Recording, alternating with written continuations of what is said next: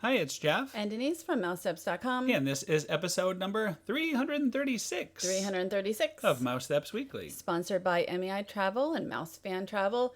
We're talking a lot about resorts and restaurants in this show, and we definitely recommend booking with MEI and Mouse Fan Travel to help navigate all of those restaurants and resorts that are on property and try to figure out what's the best for your trip.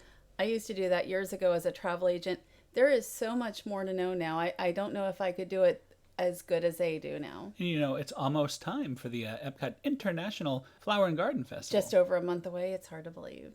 And here we are outside Disney's Riviera Resort, and I will let you set up what we're doing here. Well, we were invited to a resort showcase, which included 3 nights at Disney's Riviera Resort in a one-bedroom suite. We're about to not see a that suite, a one-bedroom villa is what they would call it. Now, Disney's Riviera Resort is not only Disney's newest resort, but it's also their newest Disney Vacation Club resort. And this is, we covered the opening in December, but this is really wonderful to actually get to stay here. And this is the first time I've ever had experience with opening the door with the app, with the phone. And you just hold it there, and as long as you have it set up right, the door will open. It's a lot easier with a Magic Band. You don't yes. have to open an app or anything. But if you don't have the band with you, it's Yes. very convenient. So this is the one-bedroom villa, and I've stayed in a number of villas over the years on property, Disney Vacation Club units. We're not DVC, but you can buy them for cash sometimes, or you can rent points sometimes. So this was really, I think it's a very nicely laid out unit. And so, do you have something to say? I see you. Well, you don't realize what we're about to see. It looks just like a sofa and a wall, and actually we'll be looking at that in a minute. I wanted to show here the detail. You're seeing Riviera scenes on the back of this couch here. Well, Disney's Riviera Resort scenes, not just, so I thought that was really fun. And so the art in the different villas and in the hallway often have Disney themes, like there is Remy, but they're not necessarily, they're a little off, model from what you would expect. And this is what I was talking about. This couch here, this pulls down, and we'll show this later, into a full bed, and it's a queen bed, a big queen one. bed. Mm-hmm. So the unit has a king bed, a queen pull down, and a single pull down, and it sleeps up to 5 guests, and we're looking at about 813 square feet. I would say about, that's what I read was 813 square feet. So it actually, to me, feels bigger than that, and it may be because of all the pull downs. Well, the location of this room was perfect for us. We were on the 2nd floor, and just going down one flight of stairs, we were right here at the Skyliner, and we put that to use every night of our stay, and it was very convenient. You were in the park within 20 minutes. Well, I think it's about a 10-minute from Disney's Riviera Resort to Epcot. I think is about 10 minutes, and that's where I like to go. Walk off all that food that we would have. Yes, we had 8 table service meals, so I'd be like, okay, I need some laps at Epcot, and we went to see Impressions de France, which we'll talk about on the show. It does still play, as well as the Beauty and the Beast sing along. So here is a view. This is considered a preferred view. And we're not too high up, so it's not like we get a big view, but we did visit Topolino's Terrace twice during this visit, so we had some really nice views at that time. Well, on the 2nd floor, it was also very convenient to get to the lobby, and a lot of our activities would begin or end at the lobby. So again, a perfect location. I was very pleased with that for us. And so we didn't, during the media preview, not the grand opening, we did not see the one bedroom. We pretty much saw everything else, and I think the one bedroom for me is perfect. I'm sure a studio would be, a standard studio would be as well. That is an Aristocats artwork. I really like that some of the artwork, you have to really kind of look at it. There's like 40 different pieces of artwork that are throughout the resort. And so you can see probably the Aristocats one might be in like every room or almost every room. There's a couple of things that I wish were a little different in the room. So I will say that the toilet and the shower in the same room, I would have rather seen the shower be in a separate room. Although you could always use this wonderful tub, which we yes. both did experiment with, and it has bubbles. It is very relaxing. It's a jetted tub, but I still would have rather, because when you're getting ready and somebody wants to use the shower and somebody wants to be in the restroom, Right. You're not usually using the tub anyway in that case. It's not quite like the Disney Cruise Line where you can actually really get ready in two different areas as much. Oh, here's that This pull is out. The one little one bed there. I did not even lay on that one, but I did lay on the other one. It was actually quite comfortable compared to, let's say, a pull-out sofa by far. Look at how relaxed Mickey and Pluto look, sitting there on the Riviera having a little nap. I really like all the touches, in the pull downs. They started that a number of years ago with different resorts, and you see so many pull down beds now. And I thought the queen size one was very comfortable. Well, look how easy. You're doing it with one hand. Very, very easy. You pull down, you have your sleep, and then the same with this one. It's very, very convenient and easy to do. And if you need that space, you could just push it right back up. But I think we just left this down because it was good to put things on while we were getting ready in the mornings. Yeah, and I mean, I just wanted to kind of try it out and see what it felt like so that I could not recommend it. But I thought it was very, very comfortable. It lays much more flat than I would say like a standard bed, so you might want an extra pillow. But I just thought that it was a very comfortable unit. It was like when we went in there, I was like, I could live here. And it's only, 800 square feet. That's less than a house. But it really feels to me spacious. And there's a lot of these USB chargers and power cords. I mean, there's one on each side. So if you pull this down, you have your chargers and your power cords right next to you while you're sleeping. So it just like the other bed, the permanent bed in the other room. So you're not getting shortchanged if you are using that bed. I will say I hated leaving here, and I don't always say I agree with that. I don't always say that about rooms, at Walt Disney World. Sometimes it's like, oh, I'm glad to go home, and I was not glad to go home. Even after three nights, I was just like, oh, I really just enjoyed this particular room. And thanks to Disney, this was a little bonus for us waiting in the room, and it's actually a coffee mug. But at first, we both thought it was really a flower pot, but very cute, and the flowers are still going strong. It took me a little bit to figure it out. It's from Disney Floral, but you can actually buy that mug like in the store, and you could make your own, or you can just order it from Disney Floral as when you're at Walt Disney World as a flower for flowers. So our first big meal, Topolino's Terrace. This was for dinner, and this was the logo for the event we were at, which was Resorts and Deliciously Disney. So we had already eaten on our own at Topolino's for breakfast, and we actually did again during this visit, but we had not been up here yet for dinner. And this is epi bread. It's like called wheat stock bread. You will get it also for breakfast. Yes. And sometimes with your entree, like it is everywhere. Now this is a burrata. It's something I haven't really had before. It's like mozzarella, but a little different. And this one was really good. Oh, and the jelly was excellent. Everybody loved that jelly. And then I think that was not Parmesan. Like I don't really, ricotta Yeah, cheese. ricotta, I don't ricotta. really eat ricotta cheese or olives. They had two different olive oils also. And one of them was really good. The other one had a very strong olive taste. Well, you had a French one and an Italian one, and the French one was more of a very olivey taste. Oh, there's your pasta dish. The rigatoni is very good. It's like an al dente pasta. I just thought it was very nice, but it is it's $32. So I think it should have had just a little bit more chicken, but the taste of it was very good. Now you had the wood-fired butcher steak, which is not on the menu. It is something that you can get for breakfast, but it is not on the menu for dinner. They have a filet for dinner. Oh, it was fantastic. And I knew that going in because I had that, again, breakfast previously. What a sunset you got there. And yeah, I just want to say the views are really what make it. And so if you do breakfast, you want to check out those views. And also, then we also had the Vallerona dessert here. And it's a warm Vallerona chocolate cake. And Vallerona is a French, and we're looking at the France Pavilion, is a French brand of chocolate. It's not quite as sweet, but it has like a caramel center. So it kind of offsets it, plus with that little bit of ice cream. So now we're going to talk about a little side trip after dinner. We went over to Epcot for Impressions de France in 4K. And let me tell you, I have never seen it look so good. I mean, for a film that's over 35 years old. It is almost 40 years old. It's almost 40 years old now. So when we lament that we don't want to see it go. It is almost 40 years. Disney has been keeping it and it has upgraded it. It is I was 16 when it came out and now I'm 53. So they really have, done it justice to keep it there as long as it has. And I'm glad it's still there. It is my favorite attraction right now at Epcot. I think that will change when all this new stuff starts coming in, but I still hope that it will stick around at least for a few shows a day. Yeah, it has never looked better, so we're very happy about that. So the next morning was our second meal of 8. Mm-hmm. And Ale and Compass breakfast. Ale and Compass breakfast, which we have talked about, I believe, in one show.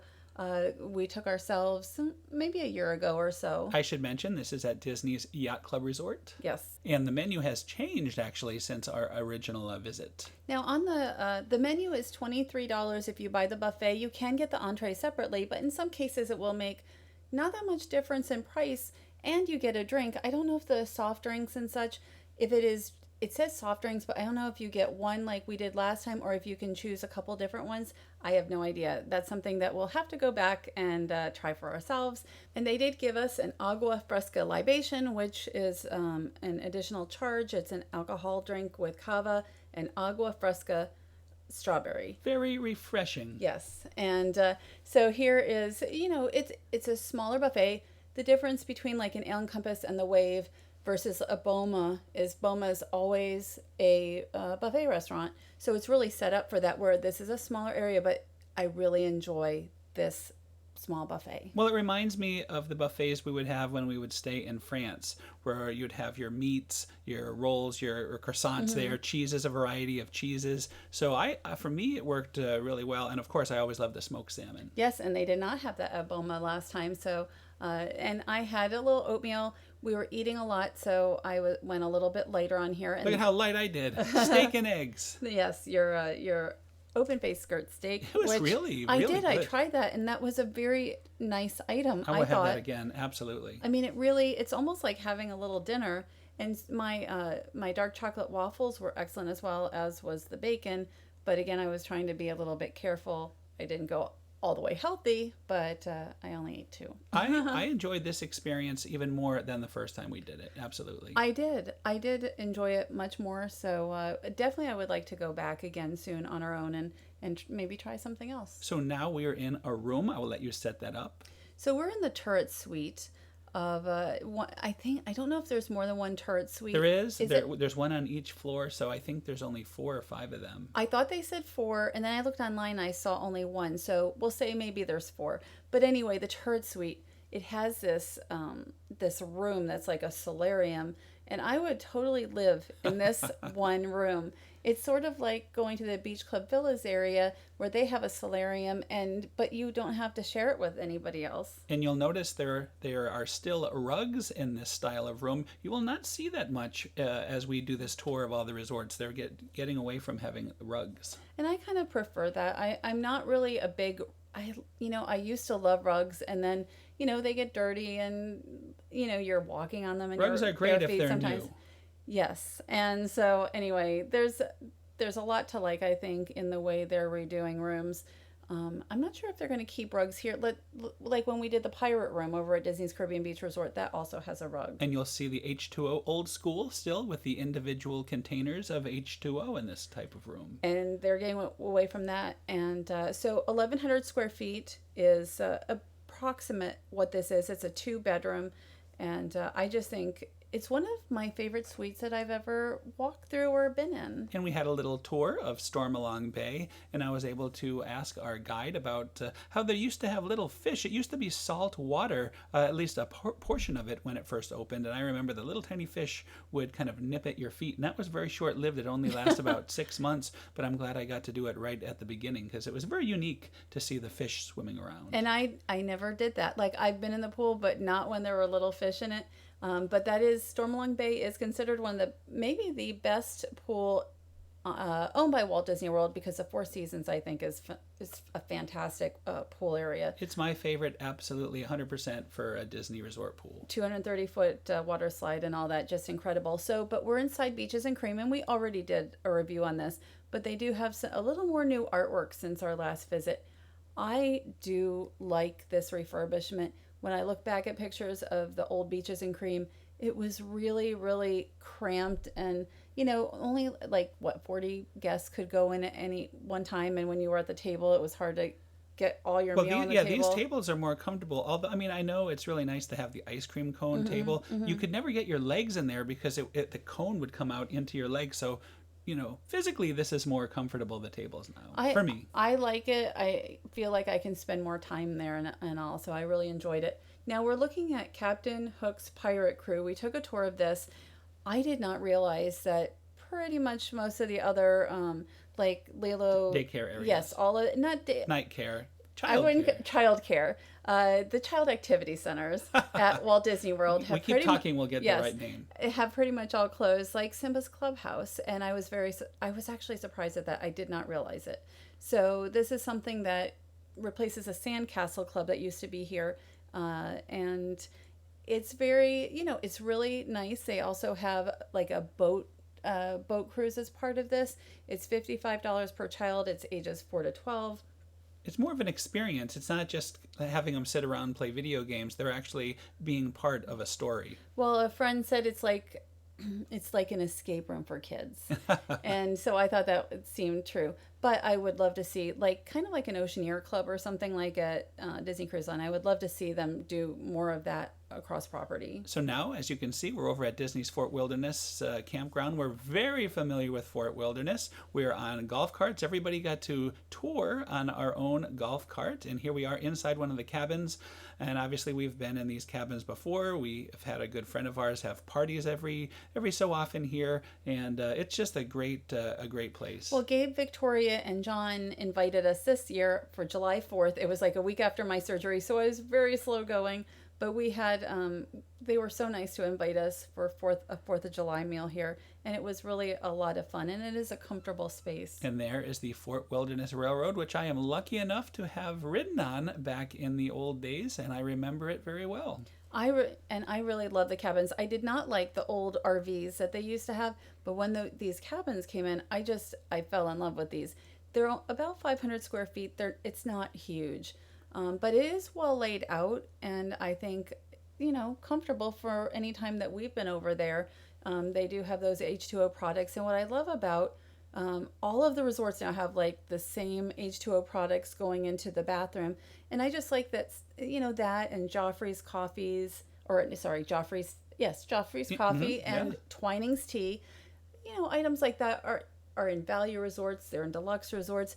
Everybody gets, a chance to try some really kind of nice upscale items while they're at Walt Disney World. So there's bunk beds here. I wouldn't do the top bunk I kind of like just a regular bed. Well, it was not for us anyway. That would be for the kids. For the kids, yes. Like Gabe probably. No, I'm kidding. I hope he's listening to this. Well, we'll find out. But they were really kind to let us come there for dinner. But I just love Fort Wilderness. We're really, getting to see a lot of our favorite resorts.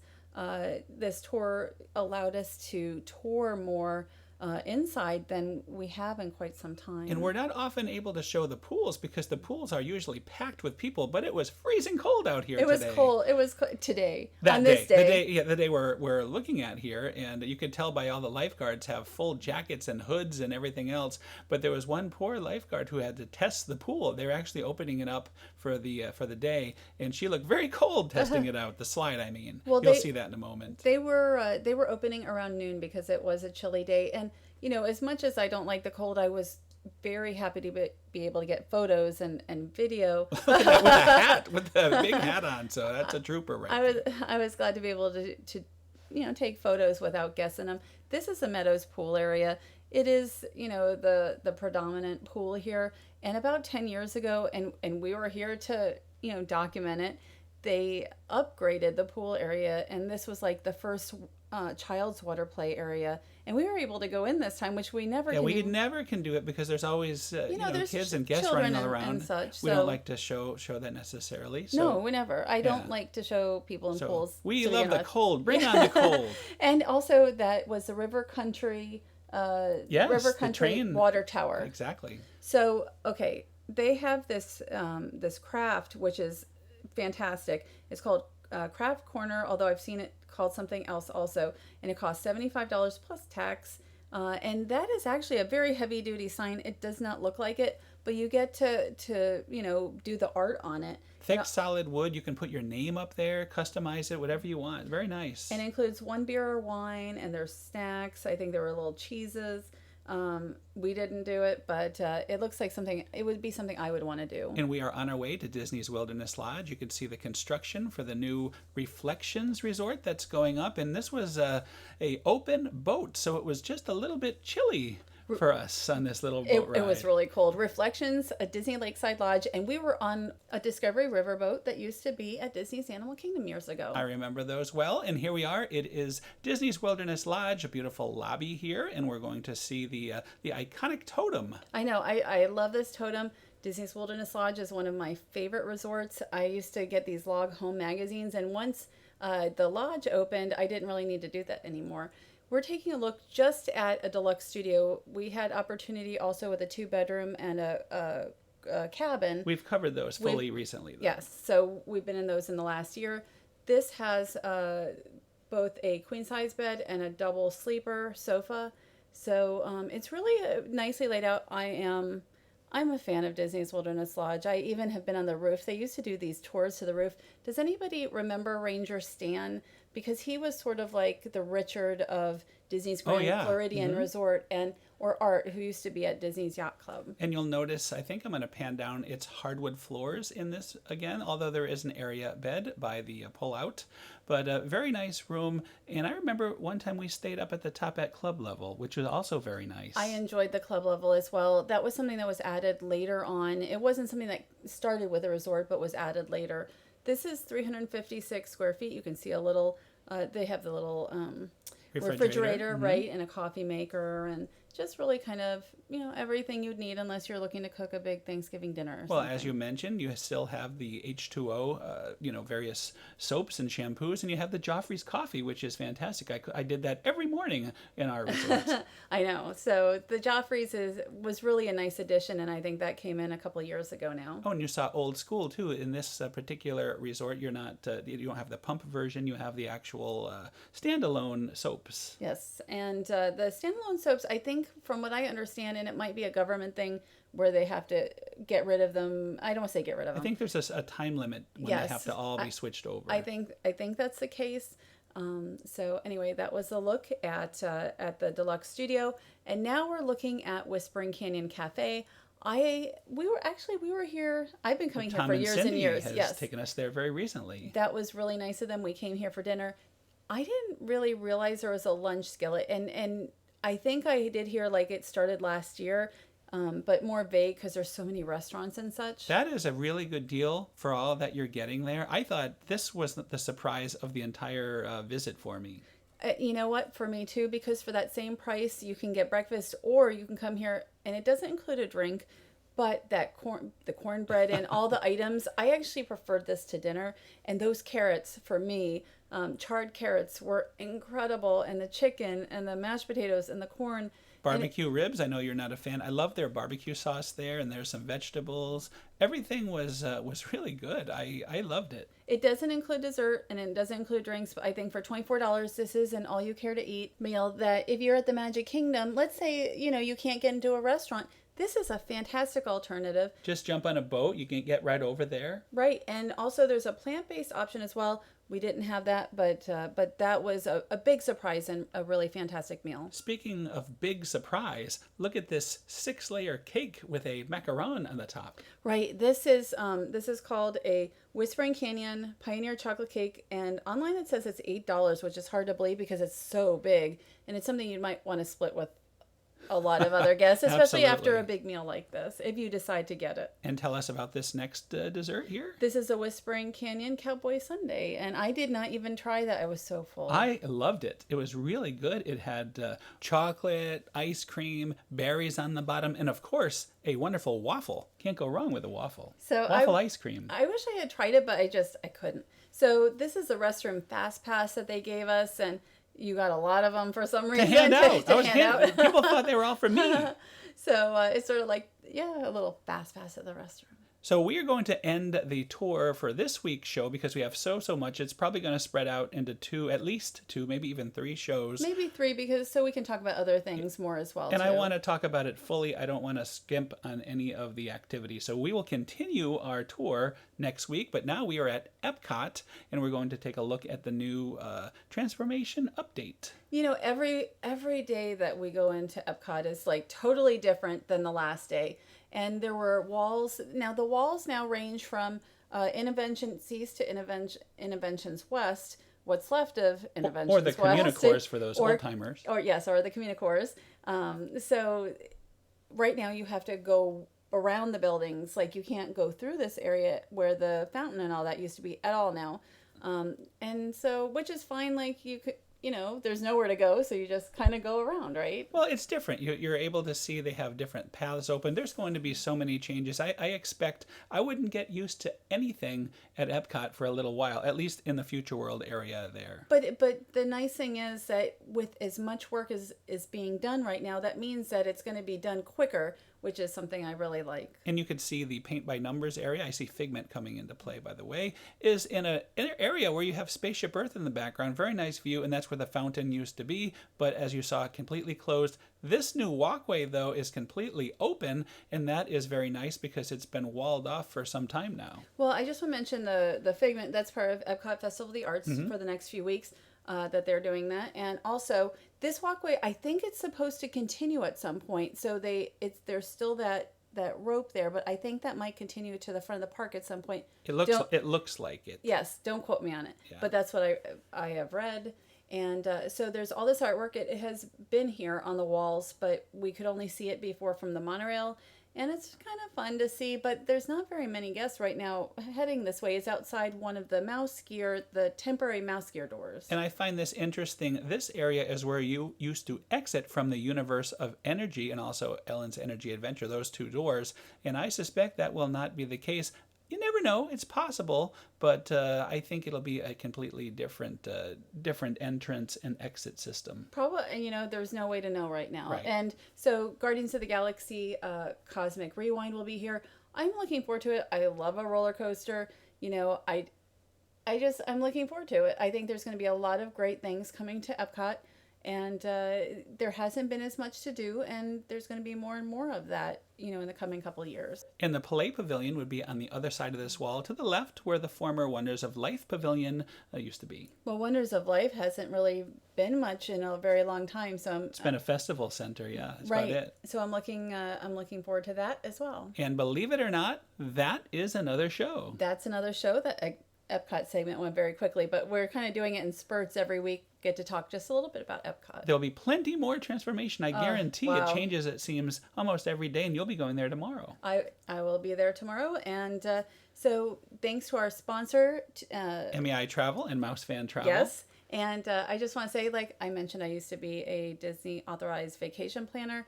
I used to plan trips for guests. I don't do that anymore, but MEI and Mouse Fan Travel does do that, and they've done it for 20 years, and we really recommend them. Absolutely. Very highly recommended. And next week, we're going to continue our tour. We'll be seeing lots more rooms. We'll be seeing a little bit more of... we're actually going to talk about the Magic Kingdom a little bit, because we had a chance to do Disney After Hours at the Magic Kingdom, and we'll show some of that, and more dining, more delicious Disney.